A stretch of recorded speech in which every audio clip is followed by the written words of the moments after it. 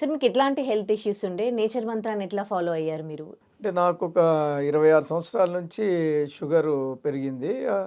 దాని గురించి ఒక 3, 4 టాబ్లెట్స్ వాడుతా ఉండేవాడిని. దానికి తోడు నాకు బ్రెయిన్ స్ట్రోక్ కూడా వచ్చింది. దానికి ఇంకో 2 టాబ్లెట్లు మొత్తం 6 టాబ్లెట్స్ వాడుతుండేవాడిని. హ్మ్. షుగర్ ఫాస్టింగ్‌లోనే 170 అట్లుండేది. ఈ సోషల్ మీడియాలో చూసి మన నేచర్ మంత్ర ప్రభాకర్ గారిని కలిసాను.